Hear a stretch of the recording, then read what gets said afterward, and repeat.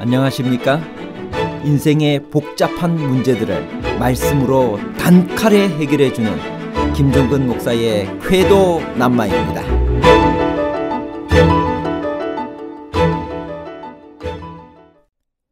골로새 교회에 문제를 일으킨 이단들은 도대체 어떤 성격의 이단인가요? 그들의 주장들은 무엇이었으며 얼마나 심각하였길래 골로새 교회의 장로인 에바브라가 로마까지 찾아가서 바울의 도움을 구했을까요? 그 당시 영지주의가 이미 존재하고 있었나요? 영지주의가 학자들의 주장대로 2세기 후반에야 윤곽을 드러내고 있다면 골로새 교회의 이단들은 영지주의와 어떤 관계가 있을까요?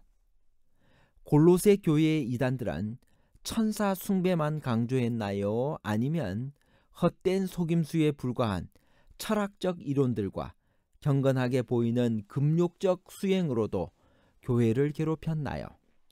천사 숭배만 강조와 다양한 이단에 관한 복잡한 문제를 하나님 말씀의 가르침으로 명쾌하게 해결해 드리겠습니다.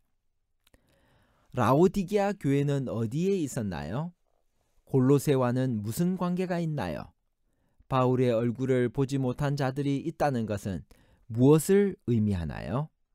골로새 2장 1절 내가 너희와 라오디게아에 있는 자들과 물론 내 육신의 얼굴을 보지 못한 자들을 위하여 얼마나 힘쓰는지를 너희가 알기를 원하노니. 라오디게아는 골로새에서 서쪽으로 16km쯤 떨어져 있습니다. 가까운 지역에 라오디게아, 히에라볼리, 골로새가 모여 있었기 때문에 비슷한 문제들을 가지고 있었고 그런 이유로 편지들을 회람시켰을 것입니다. 얼굴을 보지 못한 자들이 있다는 것은 바울이 이곳에 한 번도 온 일이 없다는 것을 의미하지는 않습니다. 골로새서 2장은 이단의 정체를 밝힌 장입니다. 바울 당시 골로새 교회를 괴롭힌 이단들은 어떤 것들이었나요? 골로새 2장 8절 누가 철학과 헛된 속임수로 너희를 사로잡을까 주의하라. 이것은 사람의 전통과 세상의 초등학문을 따름이요 그리스도를 따름이 아니니라. 골로새 2장 18절 23절 아무도 꾸며낸 겸손과 천사 숭배를 이유로 너희를 정죄하지 못하게 하라.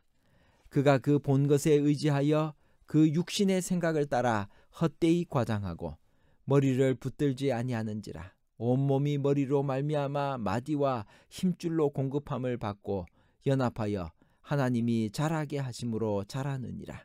너희가 세상의 초등학문에서 그리스도와 함께 죽었거든 어찌하여 세상에 사는 것과 같이 규례에 순종하느냐. 또 붙잡지도 말고 맛보지도 말고 만지지도 말라 하는 것이니 이 모든 것은 한때 쓰이고 없어지리라. 사람의 명령과 가르침을 따르느냐? 이런 것들은 자의적 숭배와 겸손과 몸을 괴롭게 하는 데는 지혜 있는 모양이나 오직 육체에 따르는 것을 금하는 데는 조금도 유익이 없느니라. 골로새 교회 당시 교회를 괴롭힌 거짓 가르침으로는 우선 율법주의자들이 있었습니다. 그들은 할례를 비롯한 모세의 율법을 지켜야 구원을 받는다고 주장하는 사람들이었습니다. 그들은 복음을 거절하고 사람의 유전과 많은 전승들을 쫓았습니다. 다음으로는 성경과 헬라 철학을 조화시키려고 시도하는 사람들이 있었습니다. 그들은 헬라의 지성인들에게 복음을 전하기 위해서는 그들이 이해할 수 있는 철학적 언어와 사고 체계로 복음을 재해석해야 한다고 주장하면서 성경과 헬라 철학과의 조화를 시도하였고 그 결과로 하나님의 말씀은 그 힘을 잃어버렸습니다. 또 하나의 위협적인 이단으로는 영지주의자들이 있었습니다. 본격적인 영지주의자의 활동이 나타난 것은 2세기 중반이지만 신약시대에 벌써 원시 영지주의의 분위기와 활동은 각 교회에서 감지되었습니다. 그들은 영과 육을 극단적으로 분리하는 이원론을 기본 사상으로 가지고 있었으며 영적인 신은 물질인 세상을 창조할 수 없고 사람이 될 수도 없다고 주장했습니다. 따라서 그들은 성육신 사상을 부인했으며 예수 그리스도를 통한 구원 사상을 배격했습니다. 바울은 누가 철학과 헛된 속임수로 너희를 사로잡을까 주의하라고 골로새 2장 8절에서 말했습니다. 여기서 철학과 헛된 속임수는 무엇을 말하나요? 헛된 속임수에 관사가 따로 없기 때문에 철학과 헛된 속임수는 같은 말이며 헛된 속임수인 철학이라고 해석할 수 있습니다. 그 당시 사람의 유전과 세상의 초등 학문을 쫓으면서 골로새 교회를 괴롭히는 철학은 여러 가지가 있었습니다. 헬라의 도시였기 때문에 헬라 철학의 영향도 거셌을 것입니다. 영지주의도 일종의 이원론적 철학이었습니다. 영지주의는 페르시아와 헬라의 이원론과 동양의 신비 사상을 혼합한 일종의 종교 철학으로 구약의 창조주 여호와 하나님을 열등신으로 생각하고 지식을 통하여 구원을 이루려는 이단 사상이었습니다. 그러나 아무리 그럴듯하게 포장되고 매력적인 것으로 제시되어도 그것들은 결국 사람의 유전이었고 그리스도를 쫓는 것이 아니었습니다. 사람의 전통과 세상의 초등학문이란 무엇인가요?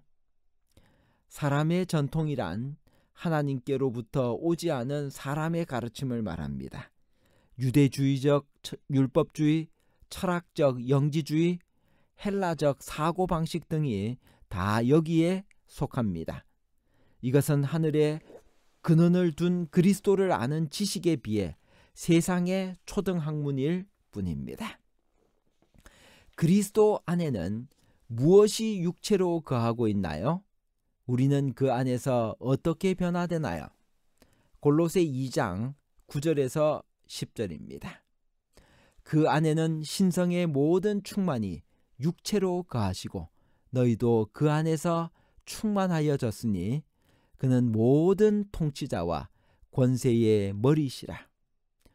헛된 속임수에 불과한 사람의 유전과 세상의 초등학문을 논한 바울은 이제 그것과 비교되는 그리스도의 충만을 말하고 있습니다. 그리스도 안에 신성의 모든 충만이 육체로 거하십니다. 그것은 성육신의 핵심 원리입니다. 우리도 그 안에서 충만하여졌습니다. 이스라엘 민족에게 표징으로 주셨던 구약의 할례는 이제 그리스도의 할례인 무엇으로 바뀌게 되었나요? 골로새 2장 11절.